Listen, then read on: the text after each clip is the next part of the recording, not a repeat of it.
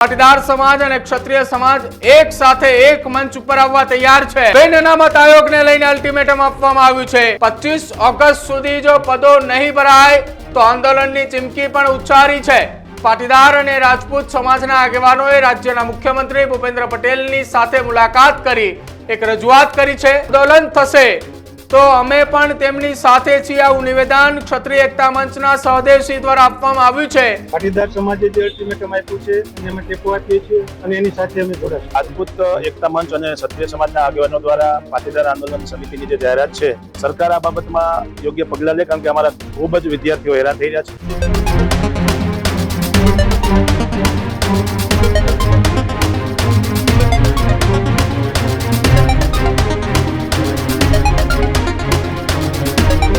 નમસ્કાર, આપ જોઈ રહ્યા છો ન્યૂઝ રૂમ ને આપની સાથે હું છું પ્રદીપ। સમાચાર ગુજરાતના સમાજકારણને લઈને સામે આવી રહ્યા છે કે જ્યાં પાટીદાર સમાજ અને ક્ષત્રિય સમાજ એક મંચ ઉપર આવવાની તૈયારી દર્શાવી ચૂક્યું છે।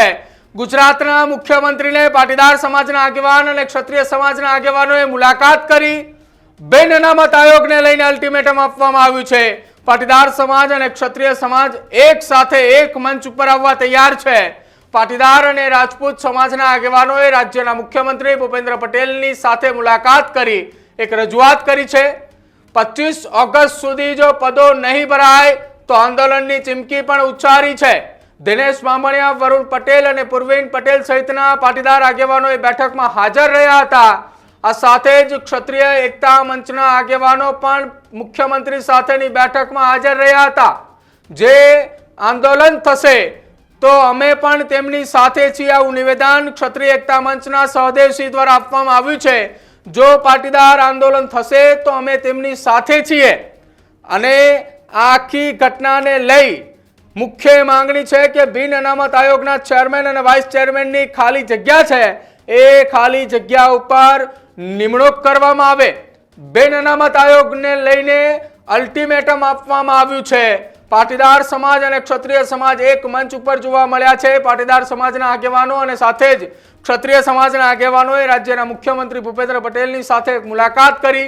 આ મુલાકાતની અંદર બિન અનામત આયોગ EWS ને લઈને જે તેમના ડિરેક્ટરો, વાઇસ ચેરમેન, ચેરમેનના પદો ખાલી છે એ પદો ઉપર 25 ઓગસ્ટ પહેલા નિમણૂક કરવામાં આવે। જો નિમણૂક ન કરવામાં આવે તો ભૂતકાળમાં દિનેશ બામણિયા, વરુણ પટેલ, પૂર્વીન પટેલ સહિતના પાટીદાર સમાજના યુવા આગેવાનોએ આખી આ ઘટના મામલે આંદોલનની ચીમકી પણ ઉચ્ચારી હતી। જો કે હવે પાટીદાર સમાજના સમર્થનની અંદર રાજપૂત સમાજ પણ મેદાને છે। સમાજનું એવું માનવું છે કે જો પાટીદાર સમાજ આંદોલન કરવા માટે તૈયાર છે, બિન અનામત આયોગની અંદર ચેરમેન, વાઇસ ચેરમેનની નિમણૂકને લઈને જો પાટીદાર સમાજ આંદોલન કરશે તો ક્ષત્રિય સમાજ એટલે કે રાજપૂત સમાજ પણ તેમની સાથે અડીખમ ઊભો રહેવા માટેની તૈયારી દર્શાવી છે। સાંભળો, રાજ્યના મુખ્યમંત્રી સાથેની મુલાકાત બાદ પાટીદાર સમાજના આગેવાન દિનેશ બામણિયા અને રાજપૂત સમાજના એક ક્ષત્રિય એકતા મંચ સમિતિના આગેવાન સહદેવસિંહ દ્વારા શું નિવેદન આપવામાં આવ્યું? પણ સહદેવસિંહ ચુડાસમા, કન્વીનર, રાજપૂત એકતા મંચ ગુજરાત। આજે રાજપૂત સમાજ દ્વારા બિન અનામત આયોગમાં જે ચેરમેનની જગ્યા ખાલી છે, વાઇસ ચેરમેનની જગ્યા ખાલી છે, ડિરેક્ટરોની જગ્યા ખાલી છે, એ બાબતે રજૂઆત કરવા અમે આવ્યા છીએ અને આ રજૂઆત બાબતે વહેલી તકે એમાં નિમણૂક થાય અને બિન અનામત આયોગમાં આવતા વિદ્યાર્થીઓની, લાભાર્થીઓની જે કંઈ અરજીઓ પેન્ડિંગ છે એનો વહેલીસર નિકાલ થાય એ માટે અમે રજૂઆત કરવા આવ્યા છીએ। બાકી રહી જાય છે ચેરમેનની જગ્યા ખાલી છે, વાઇસ ચેરમેનની જગ્યા પણ ખાલી છે, એમડી ઇન્ચાર્જ છે।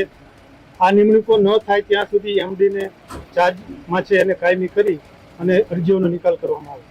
ઘણા સમયથી આ રજૂઆત છે, જો આ પૂરી નહીં થાય તો આગામી કઈ રીતના કાર્યક્રમ છે? પાટીદાર સમાજે જે અલ્ટિમેટમ આપ્યું છે અને અમે ટેકો આપીએ છીએ અને એની સાથે અમે જોડાશું। રાજપૂત એકતા મંચ અને ક્ષત્રિય સમાજના આગેવાનો દ્વારા પાટીદાર આંદોલન સમિતિની જે જાહેરાત છે એ મુજબ 25/8 પહેલા ગુજરાત સરકાર બિન અનામત વર્ગના બોર્ડ અને નિગમમાં ચેરમેન અને વાઇસ ચેરમેન સાથે બોર્ડની નિમણૂક કરે અને અત્યારે હાલમાં જે એમડી છે એમને કાયમી હોદ્દો આપવાની વાત કરી રહ્યા છીએ, ત્યારે સરકાર આ બાબતમાં યોગ્ય પગલાં લે, કારણ કે અમારા ખૂબ જ વિદ્યાર્થીઓ હેરાન થઈ રહ્યા છે। લોકોને લોન અને NOC માટે પણ લાઈનમાં ઊભું રહેવું પડે છે। તો આ બાબતે સરકાર ઘટતું કરે એવી અમે વિનંતી કરવા માટે રજૂઆત સાથે આજે આવ્યા છે। તો પાટીદાર સમાજ અને રાજપૂત સમાજના આગેવાનોએ રાજ્યના મુખ્યમંત્રી સાથે મુલાકાત કરી અને અલ્ટિમેટમ પણ આપવામાં આવ્યું છે। અલ્ટિમેટમ એ આપવામાં આવ્યું છે કે આગામી 25 ઓગસ્ટ સુધી જો બિન અનામત આયોગના ચેરમેન અને વાઇસ ચેરમેનના પદની નિમણૂક ન કરવામાં આવી તો આવનારા સમયની અંદર પાટીદાર સમાજ એ લડી લેવાના મૂડની અંદર છે.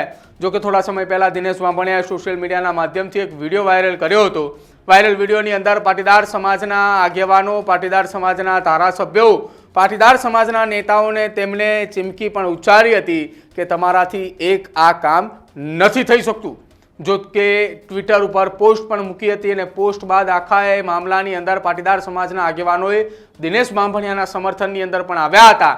અને હવે દિનેશ બાંભણિયા સહિતના રાજપૂત સમાજના આગેવાનો, પાટીદાર સમાજના લડાયક યુવા નેતાઓ, આ તમામ લોકોએ સરકારને એક અલ્ટિમેટમ આપ્યું છે અને અલ્ટિમેટમ એ છે કે આગામી 25 ઓગસ્ટ એટલે કે હવે ગણતરીના લગભગ 10 થી 12 દિવસની અંદર બિન અનામત આયોગના ચેરમેન અને વાઇસ ચેરમેનની નિમણૂક ન કરવામાં આવી તો પાટીદાર સમાજના આગેવાનોની સાથે સાથે ક્ષત્રિય સમાજ પણ એ હવે બંને એક મંચ ઉપર જોવા મળશે. લડાઈ લડવા માટે તૈયાર છે અને એ માત્ર તૈયારી સરકારની સામે જે બિન અનામત આયોગ છે એ આયોગના ચેરમેન, વાઇસ ચેરમેન, ડિરેક્ટર પદની નિમણૂકને લઈને પાટીદાર સમાજના યુવા આગેવાનો મેદાને છે.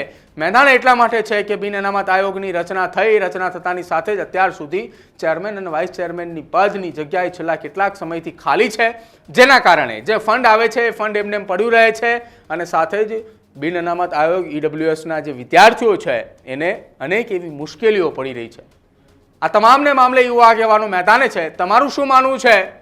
પાટીદાર સમાજ અને રાજપૂત સમાજના એક મંચ ઉપર આવવાથી આખી આ ઘટનાનું નિરાકરણ આવશે કે પછી જે અલ્ટિમેટમ આપવામાં આવ્યું છે અલ્ટિમેટમને લઈને તમારું શું માનવું છે? તમારા કમેન્ટ સેક્શનમાં જણાવજો. જોતા રહેજો ન્યૂઝરૂમ. નમસ્કાર.